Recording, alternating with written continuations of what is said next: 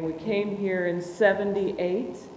We had been married about 7 years. We had 2 children, Michael, Kelly. Kelly had just passed her first birthday. Michael was heading towards 4. We had an interesting background.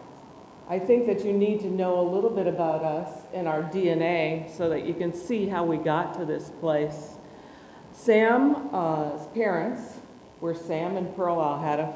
Sam's father was born in the Bronx. Sam's mother came from Ripon, Wisconsin. Sam's family came from the island of Rhodes. His great-grandparents were there. His great-grandfather was a butcher. And during the German occupation, some of the family was taken to concentration camps. Some of the family was able to leave Rhodes, come from South America, into New York. Sam's father was a Sephardic Jew. My mother was born in Minnesota. My grandmother was born in Budapest. She was an Ashkenazi Jew. My father was from Texas, and I think he must have been Baptist because he prayed with great fervor. I was born into a Methodist background, raised a Presbyterian, and married a Missouri Synod Lutheran. Sam is a purebred. He was Lutheran from the get-go. He even thought for a while of becoming a Lutheran minister, and why that changed, I don't know. You'll have to ask him. But he headed off into another direction altogether. When we came to Poway, we had lived in Scripps Ranch for about 3 years, and were commuting to St. Paul's Lutheran Church in Pacific Beach. We found that okay to do with 1 child. With 2 children, it was a little more marginal to make sure everybody was completely dressed in the car and in Pacific Beach before the service was over. We seldom ever made it. So when we moved from Scripps Ranch to Poway, we began looking, and we went to Mount Olive. We went to Mount Olive Lutheran Church for quite a while. We had 1 child who was very compliant. That's Mike. We had 1 child who wanted to share in the worship experience. That was Kelly. And she became louder and more engaged in the service every week. And we found it more and more difficult to juggle her. There was no mother's room. I would have loved one. There was no mother's room, and so she would tear up the aisle towards the altar, and one of us would grab her and get her out of the church before she completely disrupted everything.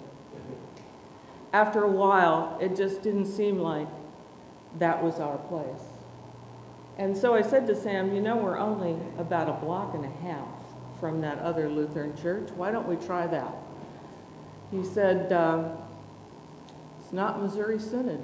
I said, no, it's not, but do you think that really matters to God? And so we came here, and we worshiped in Swanson Hall. And that was a great worship experience. Pastor Lusk was our minister, then our only minister. And we sat on the right side of that church, too. I don't know what it is with us. I don't think our brains function on the left side of the church. We have always been right-sided people. And, you know, we were anonymous. We slid into that pew, breathing heavily sometimes, because even 2 blocks away, it was still amazing that we were all dressed and in there with 2 small children. Kelly really wasn't that much better in this church than she had been in the last one, but we could get up and walk her, and it seemed okay. In fact, after a while, it seemed to be just the place that we were meant to be. And we stayed anonymous for quite a while. We were going through some challenges. It was before Michael was diagnosed. We had decided that we were going to have a traditional family. Sam would work, and I would stay at home. And life was challenging. And we found that as we came here and we worshiped, it wasn't always easier by any stretch of the imagination, but it did get easier to identify ourselves and to get active, more active in the life of the church. And for the last 35 years, that's kind of been our goal, is to stay active in the life of the church. Sometimes more active than not. Sometimes life happens, and it seems like sometimes the only thing that you can do is get to church and be grateful that you're here. And to go ahead and volunteer and do something else seems way beyond what you are emotionally or mentally ready for at the time. And that's happened to us. We've had our highs and our lows over the years, where it was easier to volunteer, get active in the life of the church. Those were the times, inevitably, that we felt the most engaged. We certainly always have felt comforted here. But sitting anonymously or just occupying a pew didn't ever seem to really work for us. We had to get in, get our hands dirty, and find a way to serve God. And that's kind of where we're going this morning. We wanted you to know a bit about our background. And then Sam is going to tell you more about our desire for this campaign and really our reason to become involved. Most of you know that this is not our stopping place. We are moving. When, we have no idea. We are in God's waiting room. That house has been on the market for 3 years, and if anybody wants it, they can come and get it. But our heart's desire is that before we leave this place, we see this campaign be as successful as it possibly can be.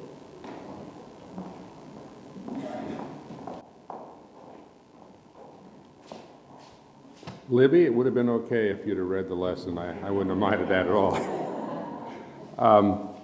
There's probably 2 people that are scared about what I'm going to do here. Myself and Pastor Luther. I told him to hang on to his robe. Well, I can remember the night.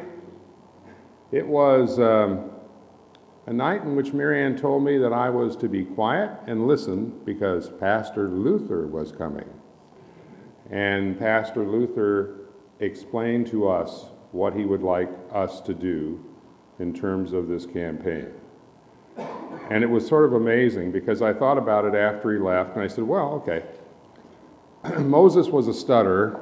I'm not a stutterer. I can't use that excuse. Paul was sick all the time. I mean, this fellow was really sick all the time. And Rahab was a prostitute, and I'd never done that, although sometimes people think lawyers are prostitutes. And then, man, I sure wasn't like John the Baptist. I was not eccentric, and I did not eat, flies and fruit flies or whatever else, and so there was no excuse. Isn't it interesting sometimes that God uses the imperfect to do great things? So we said yes, we would be happy to work with the Stellars and others to help get this campaign under the way and see what we could do.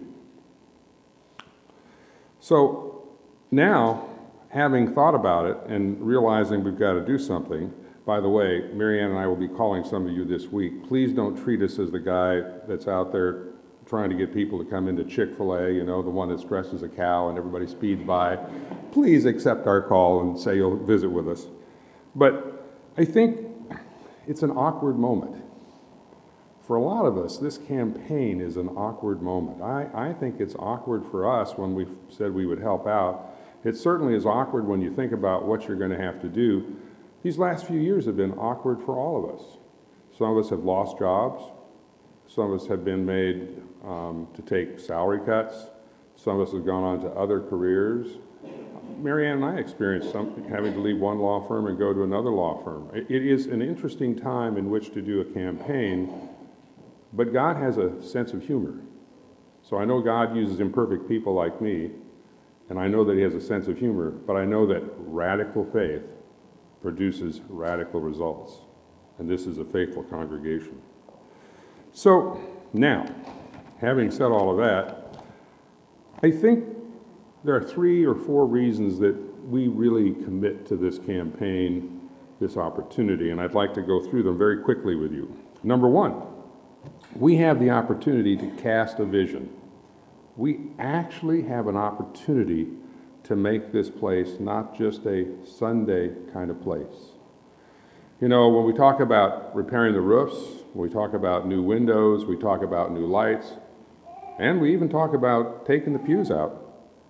We're not talking about things, we're talking about what we can make this place become. We can make it become vibrant because we are vibrant. We can make it become a place to worship, a place to grow, because we are intrinsically a congregation that wants to grow and wants to worship God. And we can make this a joy-filled place. We can do some other things. We can have classrooms. I know some of you, because some of you are now married with your own children, but you were little when we came here. We can have classrooms. We can have a youth center. We can do things that are extraordinary because we are extraordinary people. We can have a place for seniors to meet. We can have those groups that we talk about, and they can be in a safe place. So I think we can cast that vision. Number 2. Doing pretty good so far, Pastor? He didn't think I'd be organized. Number 2, we can connect on a personal level. Marianne's right. The most wonderful times in our lives have been when we have been able to connect on a personal level with others, and that's so important. You have very few firm friends. In the last few months, I've been to a couple of funerals here, and I realize what kind of wonderful people we have here that we don't know. I want to make sure that we get that time to know people. There are some extraordinary individuals in this congregation who have done wonderful things.